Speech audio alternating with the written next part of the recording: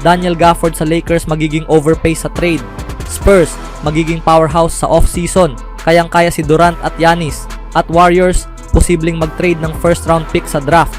May nakitang similar ni Draymond. Ngunit bago ang lahat, kung gusto nyo ng pangmatagalang basketball shoes, New Curry 12, mabibili lamang sa halagang $2,599. I-click lamang ang link sa comment section. Sa matagal na panahon, ang Lakers at Mavs ay mananatiling konektado sa isa't isa dahil sa trade kay Luka Doncic. Mas partikular, ang mga front office ng parehong team ay habambuhay ng maiuugnay sa isa't isa. Sina Nico Harrison, Rob Pelinka at Luka ay madalas na mababanggit sa iisang pag-uusap sa mahabang panahon.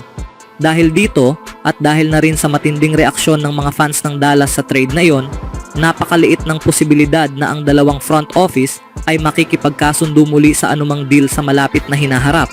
At kung sakaling mangyari man, magiging komplikado ang negosasyon. Dahil sa inaasahang pagpasok ni Cooper Flagg sa Mavs, malamang ay maghahanap sila ng trade partner para sa isang sentro, at ang pinakamalamang ay si Daniel Gafford. Ngunit kung makikilahok ang Lakers, siguradong mataas ang magiging kapalit. Sa pinakabagong episode ng Buha's Block, binanggit ni Jovan Buha ng The Athletic na magiging mahirap ang pagkuha kay Gafford sa trade. Ang basa ko, kailangan nilang mag-overpay. Malamang ay kailangan nilang isama sina Gabe Vincent, Dalton Knecht at isang first round pick para kay Daniel Gafford, at mabigat na kapalit yon.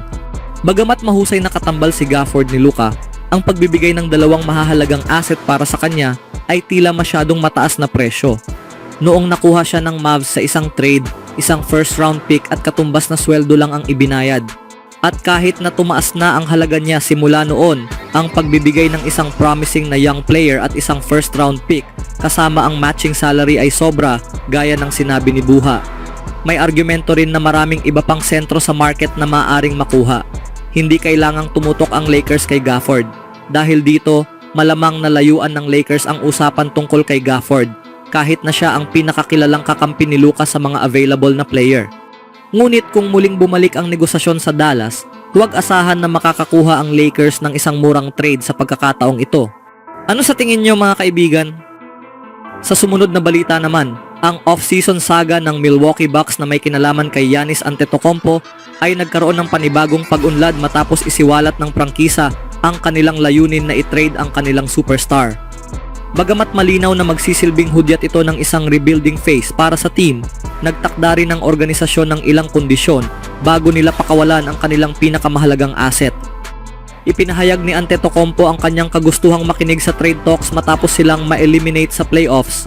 Ang isang first round exit ay hindi naaangkop para sa isang team na may ambisyong magkampeon sa NBA. Sa edad na 30 taon, pumapasok na si Giannis sa yugto ng kanyang karir kung kailan mas malapit na ang championship window. Naghatid ng pagkagulat sa buong liga ang kanyang anunsyo, na tila naging bukas na paanyaya sa lahat ng teams na handang makipagbid para sa Greek forward. Bagamat nagpahiwatig si Antetokounmpo ng interes na makipaglaro kay Stephen Curry sa Golden State Warriors, tila hindi ito posible dahil sa kakulangan ng salary cap space. Sa halip, maaaring makahanap ang Milwaukee ng mas handang trade partners mula sa ibang teams ayon kay analyst Chris Davis. Ayon kay Davis, ang San Antonio Spurs, New York Knicks, Toronto Raptors at Miami Heat ang mga paboritong destinasyon ng star. Lahat ng ito ay kaakit-akit na lokasyon para kay Giannis, ngunit isa lamang sa kanila ang tumutugma sa mga pangangailangan ng Bucks para sa kanilang rebuild. Binanggit ni Davis na magpo-focus ang Milwaukee sa pagkolekta ng draft picks at mga batang prospects, particular sa projected number 2 pick na si Dylan Harper. Tinuturing si Harper bilang isa sa pinakamahuhusay na player sa paparating na draft class, kaya't inaasahang magiging isa siya sa mga unang pipiliin.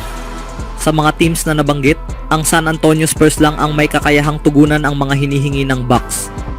At dahil nasa Western Conference din ng Spurs, mas mainam para sa Milwaukee na hindi nila makakaharap si Giannis sa regular na season o playoffs sa East.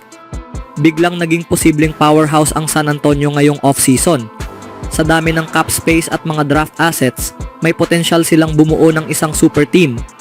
May mga link na rin sila kina Kevin Durant at Jaylen Brown, kaya marami silang option na superstar na pwedeng ipares sa kanilang batang core.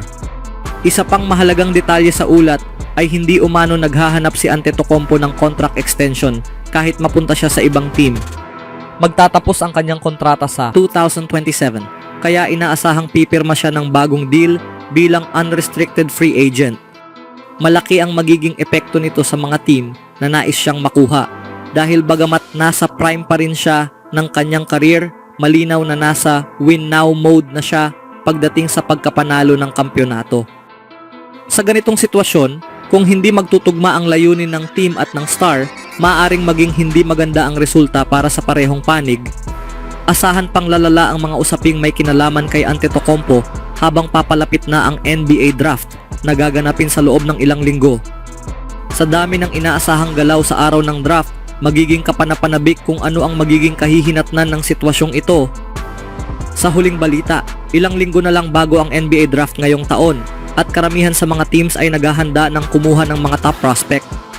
Ang Golden State Warriors ay hindi kabilang sa mga iyon dahil tanging ang number 41 pick lamang ang kanilang pag-aari. Ang kanilang first round pick ay napunta sa Miami Heat na may pick sa number 20 at malamang ay tataya sa isang backcourt player sa anumang anyo. Ngunit ngayong nasa roster na nila si Jimmy Butler at may ilang player na umalis o maaaring umalis, dapat bang subukan ng Golden State na makapasok muli sa first round ng draft? Ang maikling sagot ay oo, kung may particular silang prospect na talagang gusto. Hindi malamang na makakapasok ang Golden State sa lottery picks, top 14 nang hindi nagbibigay ng malaking kapalit. Maaaring mga batang prospect na ayaw nilang i-trade o kaya ay maraming future picks. Kaya't ang mga pick mula 15 hanggang 30 ang pinaka-realistikong target. Maraming option sa hanay na iyan na posibleng makuha ang interes ng Warriors. Si Colin Murray Boyles mula South Carolina ay may estilo ng laro na kahawig ni Draymond Green. Bagamat hindi inaasahang makokopya niya ang tagumpay ni Draymond, maaari siyang matuto mula sa dating Defensive Player of the Year at ipagpatuloy ang kanyang legasiya sa mga darating na taon. Ang sentro ng Georgetown na si Thomas Sorber ay isa pang posibleng target, lalo na kung aalis si Kevon Looney. May taglay din siyang do-it-all skills na bagay sa sistema ng Warriors.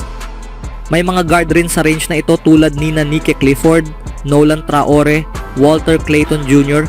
at iba pa, mga player na maaaring agad makatulong sa Golden State sa susunod na season.